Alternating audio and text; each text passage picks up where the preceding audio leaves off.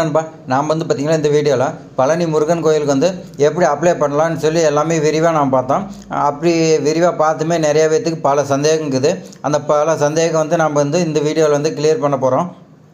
அப்புறமேட்டு எப்படி அப்ளை பண்ணலான்னு மறுபடியும் ஒன்ஸ் சொல்ல போகிறோம். இந்த வீடியோ வந்து ஸ்கிப் பண்ணாமல் ஃபுல்லாக பாருங்கள். அப்போ தான் வந்து உங்களுக்கு வந்து இந்த டவுட் உங்களுக்கு இருக்குதானு அப்போ தான் கிளியர் பண்ண முடியும். எப்படி அப்ளை பண்ணலாம், கரெக்டாக அப்ளை பண்ணிங்களா தான் இந்த ஜாப் கிடைக்கும். வாங்க வீடியோக்குள்ளே போகலாம்.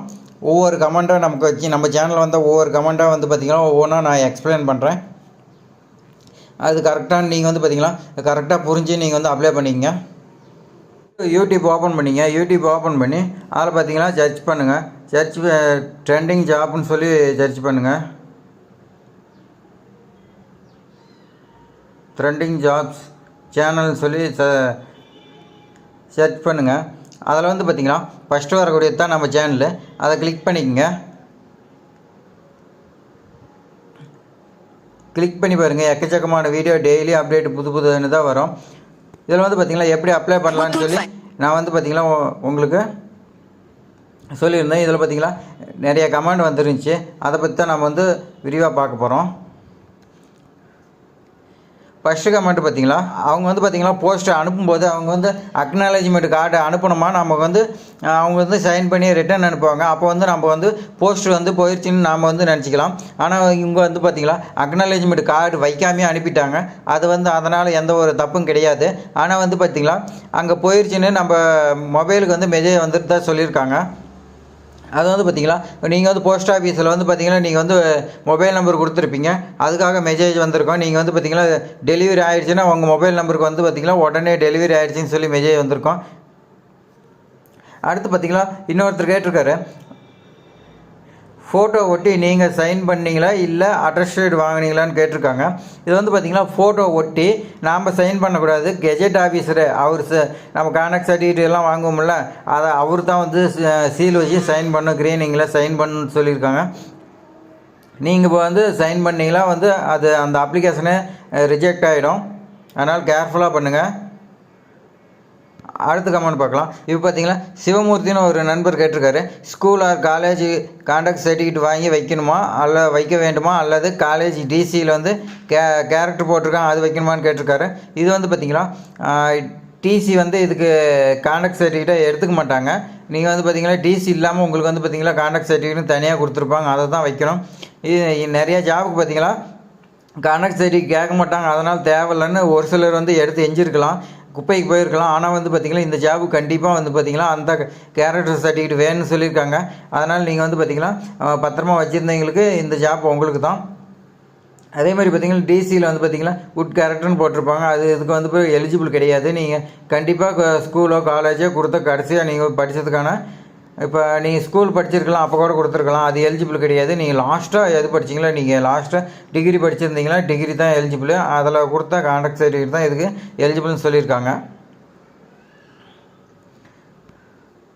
அடுத்து பார்த்திங்கன்னா சார் கான்டாக்ட் சர்டிஃபிகேட்டு நாம் ஃப்ளூ இங்கில் ஃபில் பண்ணி கவர்மெண்ட் ஆஃபீஸர்கிட்ட சைன் வாங்கலாமா, இல்லை கவர்மெண்ட் ஆஃபீஸர் தான் ஃபில் பண்ணி வாங்கணுமான்னு சொல்லியிருக்காரு.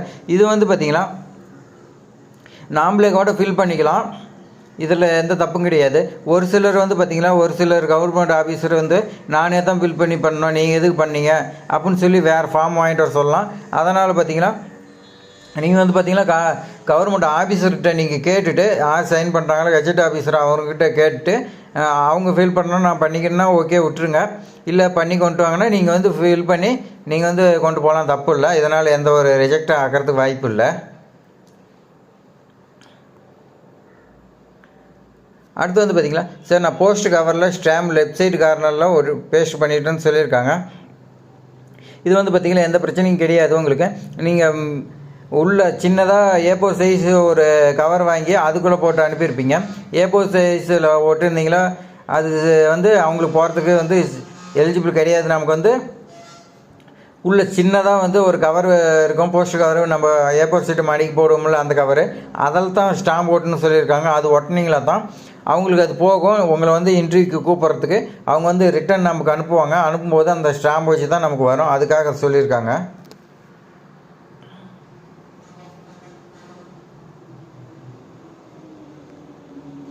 அடுத்து பார்த்திங்கன்னா நன்னடத்தை சான்றிதழ் அசல் வைக்க வேண்டுமா அல்லது நகல் வைக்க வேண்டுமான்னு சொல்லியிருக்காங்க. நீங்கள் வந்து பார்த்திங்கன்னா இந்த கான்டாக்ட் சர்டிஃபிகேட்டு நீங்கள் வந்து ஜெராக்ஸ் எடுத்து ஜெராக்ஸ் வச்சா போதும். நீங்கள் வந்து பார்த்திங்கன்னா ஒரிஜினல் வச்சு அனுப்பிட்டீங்களா, உங்களை வந்து இன்டர்வியூ கூப்பிடும்போது டாக்குமெண்ட் வெரிஃபிகேஷன் அப்போ வந்து பார்த்திங்கன்னா நீங்கள் ஒரிஜினல் கேட்பாங்க. அப்போ நீங்கள் ஒரிஜினல் வந்து நீங்கள் அங்கே அனுப்பிட்டேன்னு சொன்னீங்களா, அது எடுத்துக்க மாட்டாங்க.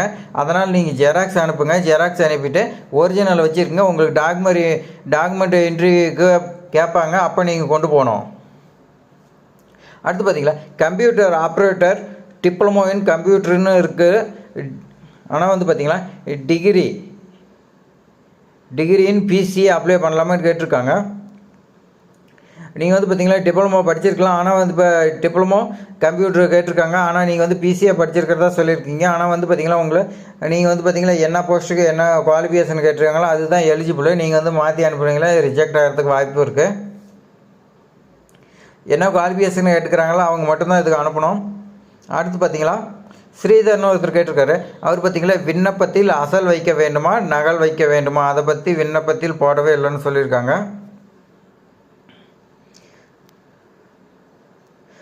கேரக்டர் சர்டிஃபிகேட்டு வைக்கணுமா, கான்டாக்ட் சர்டிஃபிகேட் இருக்குது, இதில் எதை வைக்க வேண்டும், இரண்டிற்கும் என்ன வேறுபாடு, இரண்டும் ஒன்றான்னு கேட்டிருக்காங்க.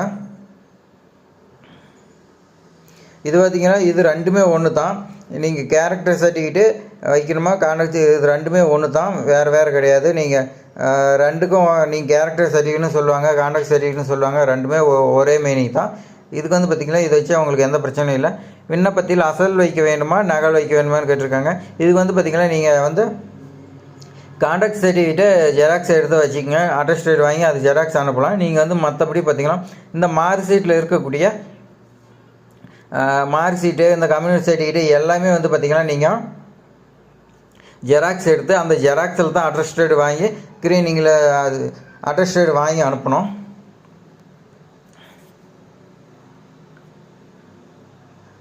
இந்த மாதிரி எக்கச்சக்கமாக வந்து பார்த்திங்கன்னா நிறையா கமெண்ட்ஸ் வருது, நிறைய டவுட்ஸ் வருது. இது வந்து பார்த்திங்கன்னா யாரும் எந்த சேனல்லையும் இப்படி வந்து கமெண்ட் கட்டி வந்து பார்த்திங்கன்னா உங்களுக்கு எக்ஸ்பிளைன் பண்ண மாட்டாங்க. நம்ம சேனல் வந்து பார்த்திங்கன்னா இந்த மாதிரி டவுட் இருந்துச்சுன்னா நம்ம சேனலில் வந்து கமெண்ட் பண்ணுங்கள், நம்ம கண்டிப்பாக வந்து எக்ஸ்பிளைன் பண்ணுவோம், ரிப்ளைவும் கொடுப்போம். எல்லா கமெண்ட்டுக்கும் பார்த்திங்கன்னா ரிப்ளை நம்ம கொடுத்துருப்போம்.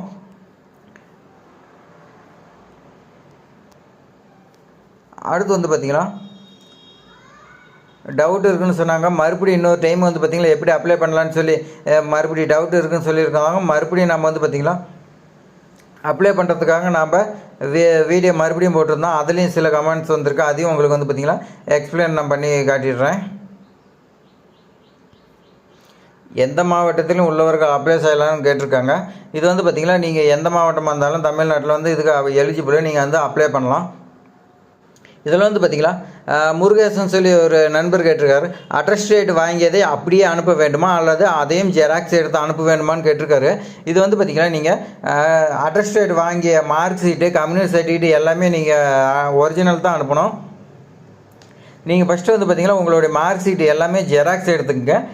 ஆதார் கார்டு கம்யூனிட்டி எல்லாமே ஜெராக்ஸ் எடுத்து அந்த ஜெராக்ஸில் வந்து நீங்கள் கெஜெட் ஆஃபீஸர்கிட்ட சீல் வச்சு சைன் வாங்கி அனுப்பணும். உங்களுடைய மார்க் ஷீட்டோ வேறு எந்த கம்யூனிட்டி சர்டிஃபிகேட்டோ ஒரிஜினல் வாங்கி அனுப்பிடாதீங்க.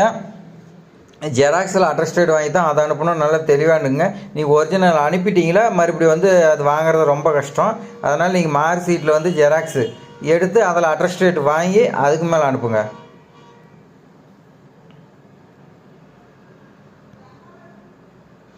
அடுத்து வந்து பார்த்திங்களா ப்ரோ இந்த ஜாபில் ட்ரான்ஸ்ஃபார்ம் உண்டா இல்லை கடைசி வரைக்கும் இந்த கோயிலில் தான் ஒர்க் பண்ணுமான்னு கேட்டிருக்காங்க.